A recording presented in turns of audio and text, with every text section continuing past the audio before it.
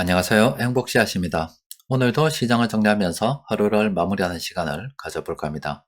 오늘 우리 시장은 코스피도 코스닥도 하락 마감했습니다.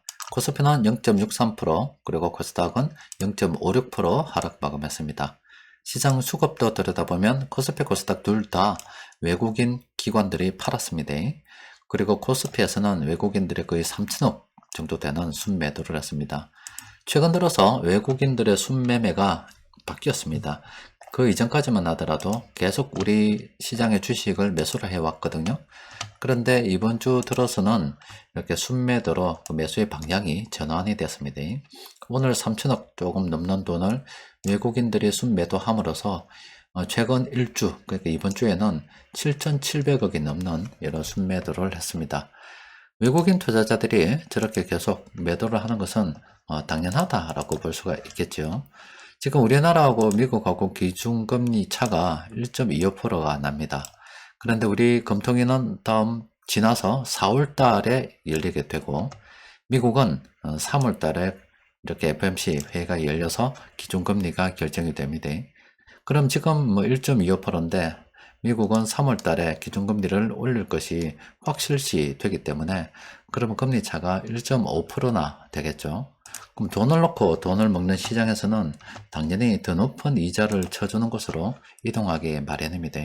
우리 외환시장을 보더라도 지금 이렇게 지금 외국인들이 돈을 빼가니까 이렇게 환율이 높아지는 겁니다. 달러가 우리나라에서 현재 빠져나가고 있다라고 보시면 됩니다. 자, 이렇게 되는 것은 최근에 미국의 물가들이 쭉 관련 지표들이 나오는데 하나같이 이 관련 지표들이 나올 때마다 지금 물가가 잡히지 않는 것으로 나오고 있고, 또 이를 잡기 위해서는 기준금리를 좀 더 기존 상단보다 좀 더 높이고, 그리고 기준금리 인상을 좀 더 오래 해야 된다, 이런 분석들이 많이 나오고 있는 관계로, 그럼 미국의 기준금리가 올라갈 것이 확실시 되는데 우리나라는 이번에 동기를 해버렸습니다. 그리고 뭐 여지는 좀 남겨뒀는데 그래도 3.75%를 우리는 뭐 상단으로 본다, 이렇게 이야기를 지금 하고 있거든요. 그럼 미국하고 기준금리 차가 더 벌어질 것이 뭐 거의 확실하다고 봐야 되겠죠.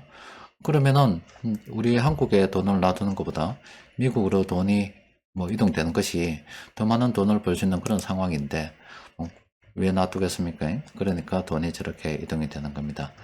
시장에서 돈이 빠지는 게 이제 조금씩 확인이 되고 있는 겁니다. 이게 이제 조정 국면이라고 보는데, 작년 7월부터 외국인 투자자들이 이만큼 순매수를 했습니다. 최근 들어서 좀 빠져나가고 있고, 우리 시장을 주도하는 그 외국인들이 돈을 좀 빼니까 이렇게 시장은 다시 조금 하락을 했습니다.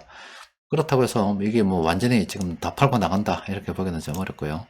조정되는 이런 국면이라 이렇게 보여지는데, 여기 어느 정도 길어질지는 좀 더 지켜봐야 됩니다. 일단은 뭐 이런 좀 조정이 진행된다 그러면은 우리는 계속 물량을 모아가는 그런 선택을 하는 것이 훨씬 더 유리합니다. 지금 단계적으로는 지금 긴축에 대한 우려가 훨씬 더 지금 시장을 더 큰 영향을 미치고 있다, 이렇게 보시면 됩니다. 그리고 뭐 최근 시황을 통해서 계속 말씀을 드렸다시피 이 물가가 잡히지 않는다는 것은 돈이 늘어나고 있다는 겁니다. 그런데 중앙은행도 이렇게 돈을 줄이고 있고 정부도 돈을 줄이고 있는데, 그럼 어디서 돈이 늘어나느냐? 바로 이 민간에서 돈을 활발하게 만들어내기 때문에 물가가 이렇게 계속 높아진다라고 보시면 됩니다. 그러면은 다른 말로 이야기하면 이게 뭐 동전의 양면인데, 지금 이쪽에 좀 무게 중심이 가 있다고 말씀드렸잖아요. 그런데 이쪽으로 보면은 분명히 경기가 회복되고 있는 거다, 이렇게 생각할 수도 있습니다. 시장의 관심이 다시 이쪽으로 옮겨오게 되면은 또 위험자산 선호가 또 높아지겠죠. 그럼 주식시장이 또 앞으로 또 나아갈 수 있다는 겁니다. 우리는 뭐 이 단기적으로 세력들이 움직이는데 개의치 않고 우리는 우리가 계획한 대로 그냥 그대로 계속 나가는 게 좋겠습니다. 오늘 시장 수급을 들여다보면은 별로 뭐 좋지 않았습니다. 외국인들이 많이 팔았는데 좋았을 수가 있겠어요. 그런데 그 와중에도 이렇게 계속 매수하는 업종들이 있고, 기관들도 이렇게 매수하는 업종들이 있습니다. 그런 데 포함되는 종목들은 우리가 관심을 가져봐야 되겠죠. 오늘 세력들이 공통적으로 매수한 종목은 이렇게 6개 종목이 있는데 별로 안 되니까 좀 살펴보도록 합시다. 일단 메디톡스가 나오고 있습니다. 메디톡스는 단기간에 너무 많이 올랐습니다.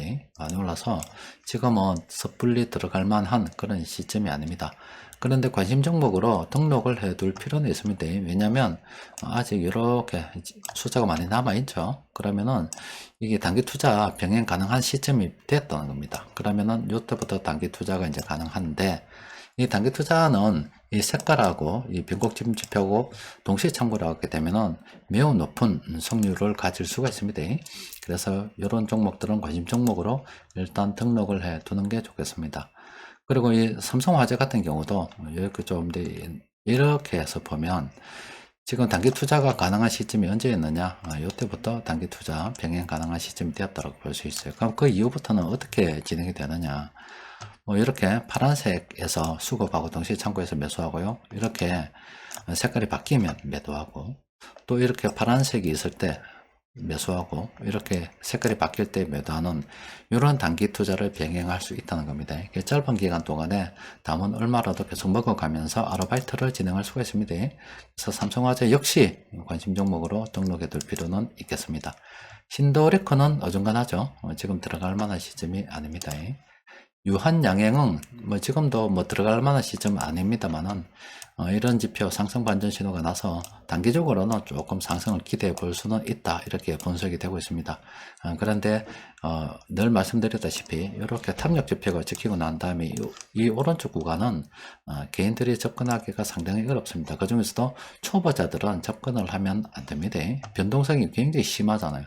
그렇다고 해서 크게 상승하는 것도 아니고 이렇게 변동성이 굉장히 심하기 때문에 자칫 잘못하면 오랜 기간 고생할 수가 있습니다. 이런 종목이 제끼는 겁니다. 이거 쉽게 보는 것은 이 숫자 보면 됩니다. 숫자가 빵이면은 무조건 조심해야 됩니다. 안 들어가는 게 좋습니다. 하나 마이크론도 똑같죠. 이 숫자가 빵이에요. 숫자가 빵이면은 안 들어가는 게 좋습니다. 숫자가 빵인 것들은 그냥 버리는 겁니다. 하나 에어로스페이스는 지금 탐욕 지표가 딱 찍혔습니다. 자, 요 전까지만 해도 초보자들이 투자하기 좋은 그런 상황이었죠. 그러니까 아무 때나 사서 솔직히 좀 물린다 하더라도 시간이 흐르면 다 이제 회복이 됩니다. 시간이 흐르면 이때 사서 물리더라도 시간이 흐르면 다 회복이 되잖아요. 근데 그러니까 이 투자하기 좋은 구간이 이 구간이지, 이 오른쪽 구간은, 이 너머 이쪽 구간은 투자하는 게 아닙니다. 자, 오늘 시장에서 검색된 종목들 중에서 메디톡스하고 삼성화재 이 두 종목은 지금 당장은 아닙니다만은 일단은 따로 분류를 해둘 필요는 있겠습니다. 그리고 코덱도 마찬가지입니다. 코덱 같은 경우도 지금 14고요. 이때부터 지금 단기 투자 가능한 시점. 하여튼 최근에 들어서는 요때 매수 가능한 시점이었고, 그리고 이제 단기적으로 많이 올라서 차익 실현해야 되는 시점, 그리고 이 다음부터는 단기 투자 병행 가능한 그런 시점으로 지금 현재 분석이 되고 있으니 이 코덱 종목도 등록을 해두는 게 좋겠습니다. 그리고 요 위에 종목들은 일단 단기적으로 많이 상승했기 때문에 조심해야 되고, 아래 두 종목 정도는 연구를 해볼 필요가 있겠습니다. 최근 시장에서 외국인들이 이제 돈을 좀 빼면서 조정이 진행되는 분위기인데, 전체 업종 어떻게 우리가 접근하는 것이 좋은가 크게 좀 보면은, 일단 코스피 같은 경우는 비중이 좀 확대하는 게 좋다. 코스닥은 좀 축소하는 게 좋겠다. 그리고 코스피 중에서도 시가총액이 큰 대형주들은 비중을 확대하는 게 좋겠나. 그리고 업종별로 보면 건설업, 기계, 보험, 비금속, 광물, 운수장비 이런 거 있죠. 특히 통신업은 현재 바닥권으로 분석이 되고 있습니다. 이런 업종들은 우리가 관심을 가지고 살펴볼 필요가 있겠고, 그리고 코스피 전체적으로 보면 현재 참모들이 매수 진행하고 있는 종목이 75개 종목이 돼요. 그 중에서도 단기적으로 좀 관심을 가질 만한 종목들이 여기에다 분석이 돼서 모이게 되어 있습니다. 플래너를 사용하시는 분들은 이 분석도 좋은 분석이니 참고하시고, 여기 있는 업종을 대상으로 변곡점 지표라든지 여러 가지 참고해서 그 포트폴리오를 운영하면 되겠죠. 여튼 미국하고 우리나라하고 기준금리 차가 많이 납니다. 금리 차가 점점 벌어지다 보니까 돈이 좀 더 높은 이자를 주는 것으로 찾아 떠나고 있어요. 근데 이런 흐름은 당분간은 계속 이어지지 않겠나 싶습니다. 앞서 말씀드린 것처럼 우리나라는 3월달에 금통위가 열리지 않고 미국은 3월달에 FOMC가 열려 기준금리가 다시 오를 수도 있습니다. 그 우리나라하고 금리 차가 더 벌어지기 때문에 당분간은 계속 이런 흐름 이어지지 않겠나 싶은데, 여튼 이번에 한국은행에서 기준금리를 갖다가 동기를 하면서 좀 경기를 갖다가 좀 살리는 쪽으로 지금 대응을 하긴 했는데, 그러면서 좀 지켜보자고 했거든요. 근데 지켜본 결과가 지금 현재 시장에서 예상하기로는 외국인들이 돈을 빼는 것으로 봐서 지금 한국에 있는 것보다는 차라리 지금 당장은 미국으로 좀 가는 게 유리하다, 이렇게 판단하고 있는 것 같아요. 물론 그동안 작년 7월부터 시작해서 우리나라 주식을 매수한 외국인들의 그 매수 규모를 볼 때 뭐 지금 다 털고 나갈 만한 그런 시점은 아니고, 또 외국인들이 매수한 것에 비해서 이렇게 보면 외국인들이 그 매수한 것에 비해서 지수도 많이 오르지 않았잖아요. 외국인들이 이때부터 매수하기 시작했는데 물량을 갖다가 이렇게 늘려가는 그 가운데 시장은 이렇게 박스권으로 움직였습니다. 거의 오르지 않았잖아요. 그러니까 지금 현 시점에서 외국인들이 팔고 나갈 그런 시점도 전혀 아닙니다. 그렇기 때문에 우리는 우리 나름대로 시장 조정을 이용해서 계속 물량을 모아가는 게 훨씬 더 유리합니다. 자, 이번 주도 모두 다 고생하셨습니다. 이상입니다.